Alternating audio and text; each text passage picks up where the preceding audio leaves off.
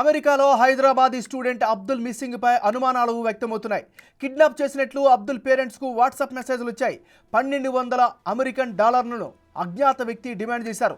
తాము అడిగిన డబ్బులు ఇవ్వకపోతే అబ్దుల్ను చంపేసి అవయవాలు అమ్మేస్తామంటూ హైదరాబాద్లోని అతని పేరెంట్స్కు వాట్సాప్ ద్వారా మెసేజ్లు పెట్టారు. 1200 డాలర్లు అంటే మన కరెన్సీలో దాదాపు ₹1,00,000తో సమానం. కిడ్నాపర్లు అంత తక్కువ డబ్బులు అడగడంతో అనుమానాలు మొదలయ్యాయి. అమెరికాలోని అబ్దుల్ రూమ్మేట్స్ బిగ్ టీవీతో ఎక్స్క్లూజివ్గా మాట్లాడారు. తమకు తెలిసిన సమాచారాన్ని షేర్ చేసుకున్నారు. ఈ నెల 7వ తేదీ మధ్యాహ్నం నుంచి అబ్దుల్ కనిపించకుండా పోయాడు. ఆ మరుసటి రోజే అమెరికన్ పోలీసులకు ఫిర్యాదు చేసినా వాళ్ళు పట్టించుకోలేదని వాపోయారు. బిగ్ టీవీతో వాళ్ళు ఏం చెప్పారో ఓసారి విందాం. ప్రజెంట్ మేముంటున్న రూమ్ లీజ్ మెంబర్ ఒక ఆయన రూమ్మేట్ కావాలి అని చెప్పి స్టూడెంట్ గ్రూప్లో మెసేజ్ చేస్తే అబ్దుల్ తనకి కాంటాక్ట్ అవ్వడం జరిగింది. ఆ ద్వారా మా రూమ్లోకి వచ్చాడు. యాక్చువల్లీ 7th నాకు కనిపించలేదు. యాక్చువల్లీ మేము రెంట్ పే చేయాలి 5th కల్లా, కానీ అబ్దుల్ ఇంతకీ రెంట్ ఇవ్వలేదు. సో మేమేం ఫోర్స్ చేయలేదు, బట్ మేము అడిగితే తను ఇస్తాను అని చెప్పాడు. So same repeated on 6th and same repeated on 7th. So 7th నేను బయటకి వెళ్తూ తనని అడిగితే తీసుకొస్తానక్క అని చెప్పి అన్నాడు. సరే మేము పే చేసేస్తాము ఈ లోపల అని చెప్పి మేము అన్నాము. ఇంటికి వచ్చిన తర్వాత ఆ రోజు నుంచి నాకు పర్టికులర్గా అబ్దుల్ కనిపించలేదు. తర్వాత 8th రోజు కూడా కనిపించలేదు. నాకు భయం వేసి నేను పోలీసులకు కంప్లైంట్ ఇస్తా అని చెప్పి 8th ఈవినింగ్ నేను పోలీసులకు కాల్ చేస్తే తను ఎక్కడికి వెళ్ళలేదు, 2 డేస్లో వచ్చేస్తాడు అని చెప్పి మాకు చెప్పడం జరిగింది. బట్ 8th నైట్ నాకు మళ్ళీ కంగారేసి నేను డైరెక్ట్గా పోలీసు వాళ్ళకి కాల్ చేస్తే 1 o'clockకి వాళ్ళు వస్తున్నాము అని చెప్పారు, బట్ రాలేదు. 9th మార్నింగ్ కాల్ చేసి ఒక స్టూడెంట్ మిస్ అయ్యాడు అంటే మీరేం పట్టించుకోవట్లేదు అని చెప్పి కొంచెం సీరియస్గా అడిగితే అప్పుడు ఒక పోలీస్ ఆఫీసర్ని పంపించి కంప్లైంట్ అనేది రిజిస్టర్ చేశారు.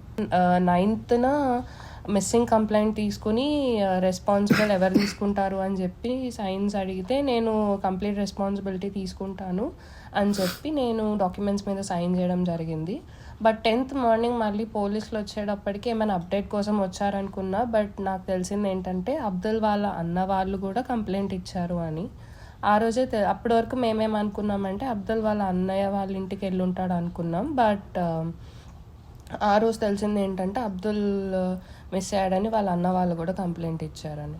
ఆ కిడ్నాపర్లు ₹1,00,000 మాత్రమే డిమాండ్ చేయడంతో పలు అనుమానాలను తలెత్తుతున్నాయి.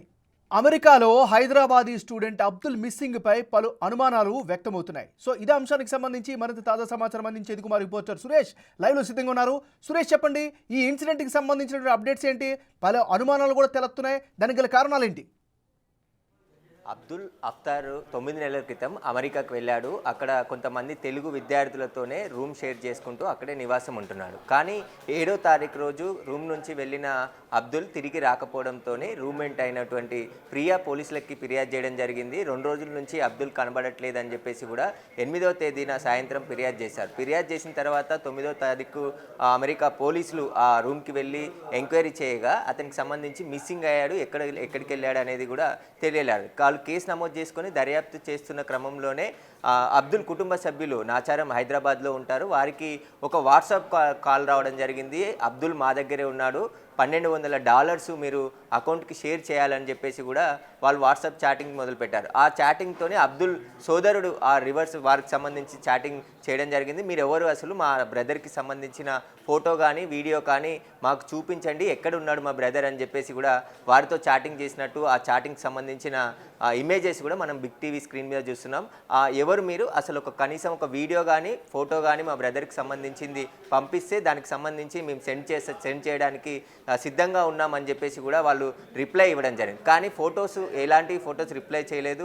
వాటికి సంబంధించి వాళ్ళు ఏం చెప్పకపోవడంతో అలాగే ఉండిపోయింది. దీనిపైనే వాళ్ళు పోలీస్ స్టేషన్లో కంప్లైంట్ చేయడం జరిగింది. అమెరికాలో ఉన్న వాళ్ళ బంధువులకు కూడా విషయం చెప్పడంతో వాళ్ళు అమెరికాలో మరో కంప్లైంట్ చేశారు. అప్పుడు ప్రియా కంప్లైంట్, అదేవిధంగా వాళ్ళ సోదరుడు ఇంకా అమెరికాలో ఉన్న సోదరుడు కూడా కంప్లైంట్ ఇవ్వడంతో కేసు నమోదు చేసి దర్యాప్తు చేస్తున్నారు. ఒక డ్రగ్స్కి సంబంధించిన ముఠా సభ్యులు కిడ్నాప్ చేశారు, వాళ్ళు డబ్బులు చెల్లించకుంటే మీ అబ్బాయిని చంపేస్తామని చెప్పేసి కూడా మెసేజ్లు చేయడంతో భయాందోళనకు గురైన కుటుంబ సభ్యులు మేము ఎంతైనా డబ్బులు ఇవ్వడానికి సిద్ధంగా ఉన్నాం, మా అబ్దుల్కి సంబంధించిన ఆచూకీ చెప్పండి, ఎక్కడ తీసుకెళ్లారు, అసలు ఎక్కడ కిడ్నాప్ చేశారు అని చెప్పేసి వివరాలు అడిగినప్పటి నుంచి ఫోన్ స్విచ్ ఆఫ్ చేసి ఆ నెంబర్ కలవకుండా పోయింది. దీనికి సంబంధించే అమెరికా పోలీసులకి ఆ సెల్ ఫోన్ నెంబర్ని ఇవ్వడం జరిగింది. అదేవిధంగా ఇక్కడ ఆ భారత విదేశాంగ మంత్రికి కూడా ఒక లెటర్ పెట్టడం జరిగింది. తమ కొడుకు 7వ తారీఖున మిస్ అయిపోయాడు, ఇప్పటి వరకు కూడా ఆచూకీ లేదు, కిడ్నాప్ చేశామని చెప్పేసి కూడా ఒక ఫోన్ కాల్ వచ్చింది, ఇంటర్నెట్ కాల్ అని చెప్పేసి కూడా వాళ్ళు పోలీసులకి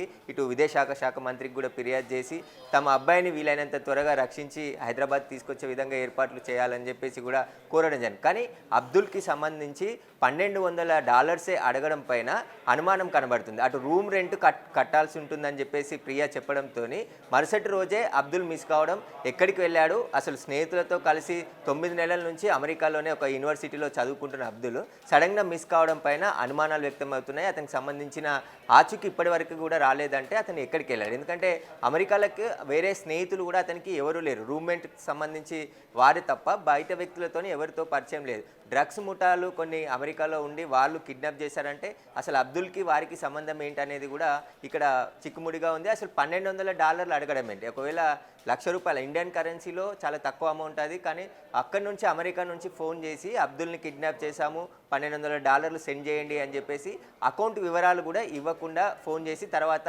టచ్లో లేకుండా పోయారు. దీనిపైనే కుటుంబ సభ్యులు ఆందోళన చెందుతున్నారు. అసలు ఏం జరిగింది, అబ్దుల్ ఎక్కడికి వెళ్ళాడు, అమెరికా నుంచి అయితే వేరే దేశానికి ఎక్కడికి వెళ్ళలేడు కాబట్టి ఇమిగ్రేషన్ అధికారులను కూడా అమెరికా పోలీసులు అలర్ట్ చేయడం జరిగింది. అతనికి సంబంధించి లుకౌట్ నోటీస్ కూడా జారీ చేశారు. సురేష్ ఇప్పుడు బాధిత కుటుంబం దగ్గర ఉన్నటువంటి ఆప్షన్స్ ఏంటి, వాళ్ళు ఏం చేసే అవకాశం ఉంది, ఏం చేస్తే వాళ్ళకి న్యాయం జరుగుతుంది?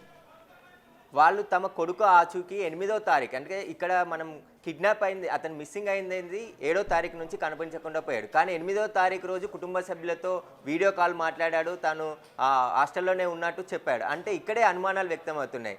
ముందుగా అతను ఆ రూమ్ నుంచి 7వ తారీఖు నుంచి వెళ్ళిపోయిన తర్వాత 8వ తేదీన అతను మళ్ళీ కుటుంబ సభ్యులకు టచ్లోకి వచ్చాడు, మాట్లాడడం జరిగింది. నేను రెగ్యులర్గా యూనివర్సిటీకి వెళ్తున్నానని చెప్పేసి అన్ని విషయాలు మాట్లాడిన తర్వాత ఆ రోజు చివరిగా మాట్లాడి ఆ తర్వాత నుంచి ఫోన్ స్విచ్ ఆఫ్ అయిపోయిందని చెప్పేసి కుటుంబ సభ్యులు చెప్తున్నారు. కాబట్టి ఇప్పుడు ప్రియానేమో 7వ తేదీన మిస్ అయ్యాడు, మేము 5th రెంట్ కట్టాల్సి ఉంది కాబట్టి ఆ రెంట్ డబ్బులు అబ్దుల్ని అడిగాము, 2వ రోజు ఇస్తాను.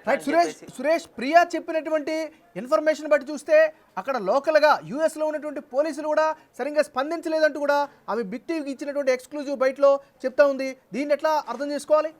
ఖచ్చితంగా ఆ రోజు 7వ తారీఖు రోజు సాయంత్రమే ఫిర్యాదు చేసినప్పటికీ పోలీసులు లైట్ తీసుకున్నారు.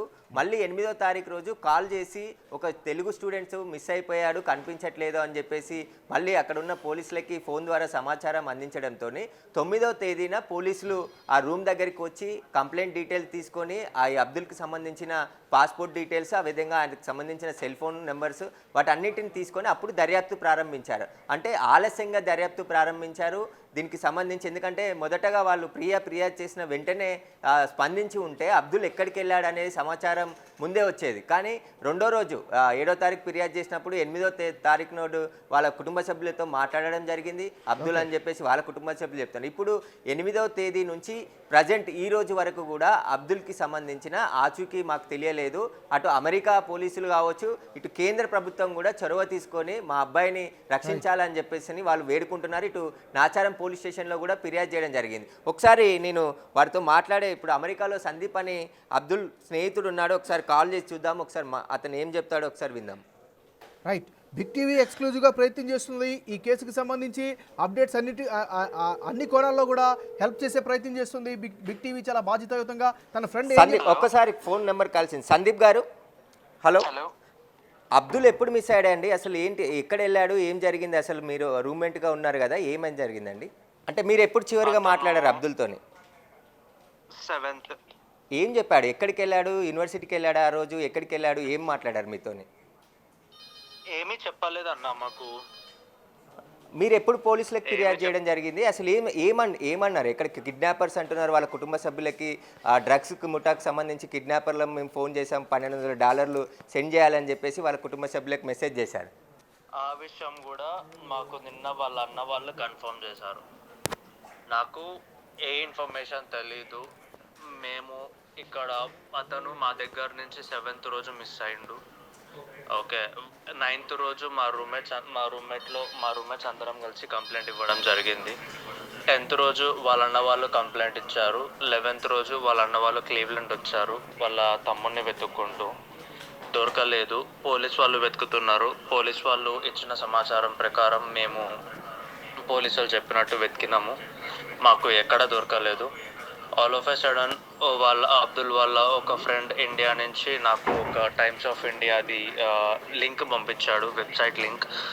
దాంట్లో ఈ ఇన్ఫర్మేషన్ ఉండే, ఇట్లా డ్రగ్స్ ముఠా వాళ్ళు అతన్ని కిడ్నాప్ చేశారు అన్నట్టు.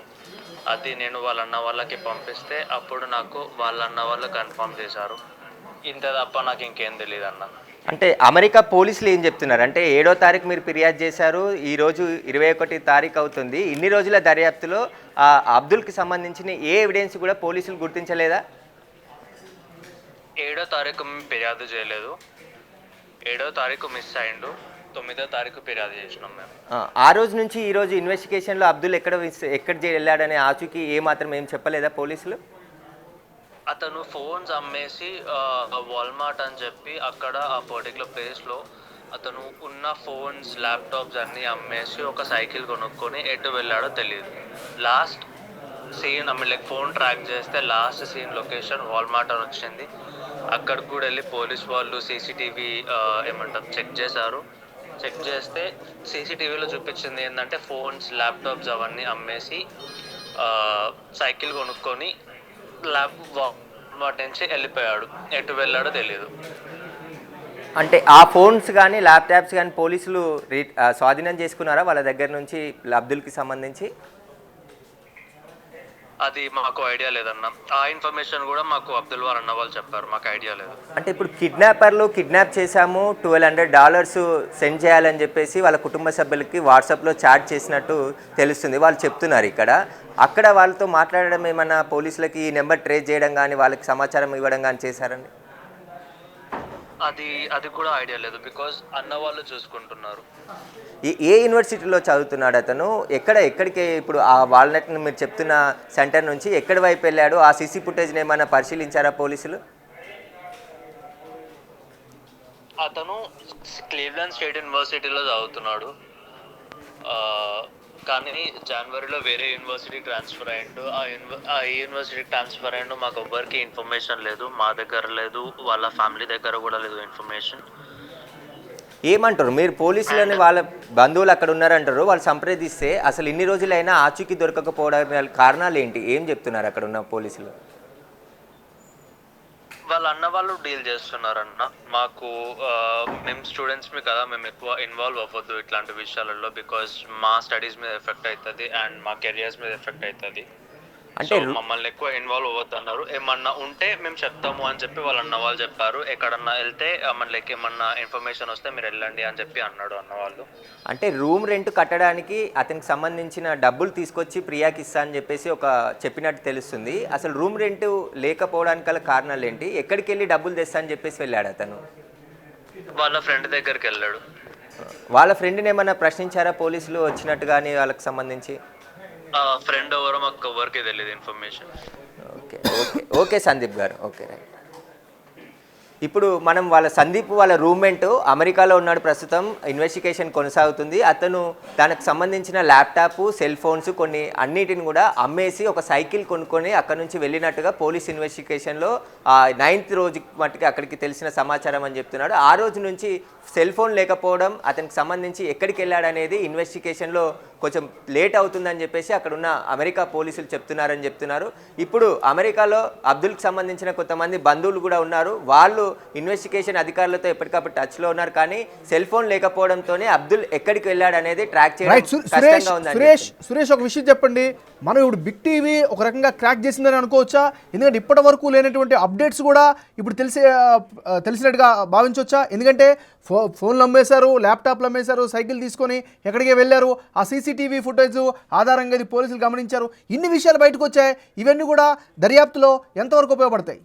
ఖచ్చితంగా ఇప్పుడు అమెరికా పోలీసులు దర్యాప్తు కొనసాగిస్తూనే ఉన్నారని చెప్పేసి వాళ్ళ ఫ్రెండ్స్ చెప్తున్నారు. అంటే అతను ఆ షాప్లో అమ్మేసిన తర్వాత ఒకవేళ రెంట్ చెల్లించడానికే అవన్నీ అమ్మేసి తిరిగి రావడానికి ప్రయత్నించాడా, లేదంటే అక్కడ నుంచి ఎక్కడికి వెళ్ళాడనేది ఇప్పటికీ పోలీసులకు కానీ అతని స్నేహితులకు కానీ కుటుంబ సభ్యులకు కానీ ఎవరికీ తెలియలేదు. పోలీసుల దగ్గర కూడా ఎలాంటి సమాచారం లేదు. కాబట్టి అతని ట్రాక్ రికార్డ్ అంతా కూడా అతని స్నేహితులకు సంబంధించి, యూనివర్సిటీలో ఉన్న కొంతమంది స్నేహితులకు సంబంధించి వివరాలు అడిగి తెలుసుకున్నప్పటికీ కూడా ఇప్పటికీ ఎలాంటి ఆధారాలు దొరకలేదని చెప్తున్నారు. అతని సెల్ ఫోన్ అమ్మేయడంతో సెల్ ఫోన్ ఒకవేళ అబ్దుల్ దగ్గర ఉండుంటే ఆ సెల్ ఫోన్ ట్రాక్ చేసి ఐఎంఈ నెంబర్ ద్వారా అతన్ని ఆచూకీ కనిపెట్టే వాళ్ళమని చెప్పేసి పోలీసులు చెప్తున్నారు. ఇన్వెస్టిగేషన్ కొనసాగుతుంది. వీలైనంత త్వరగా అబ్దుల్ని కాపాడే ప్రయత్నం చేస్తామని అక్కడ పోలీసులు చెప్తున్నారని చెప్పేసి సందీప్ చెప్తున్నాడు. అలా రూమ్మేట్ ఇప్పుడు ప్రస్తుతం మనం మాట్లాడడం జరిగింది. అమెరికాలోనే సందీప్తో పాటు ప్రియా, అదేవిధంగా మరొకరు, ముగ్గురు కలిసి ఒకే రూమ్లో ఉంటున్నారు. సురేష్, ఇప్పుడు లేటెస్ట్ అప్డేట్స్ గురించి మనం కాసేపు కనుక మాట్లాడుకున్నట్లయితే, ఒక యూనివర్సిటీలో చదువుతున్నటువంటి ఒక స్టూడెంట్ తన రెగ్యులర్గా చాలా ఇంపార్టెంట్ అయినటువంటి మొబైల్ ఫోన్ని అమ్మేసి ఒక సైకిల్ కొనుక్కొని ఎక్కడికో వెళ్ళిపోయాడు. దానికి సంబంధించినటువంటి ఇన్ఫర్మేషన్ ఎవరి దగ్గర లేదు అనేది చాలా ఇంట్రెస్టింగ్గా లేదా?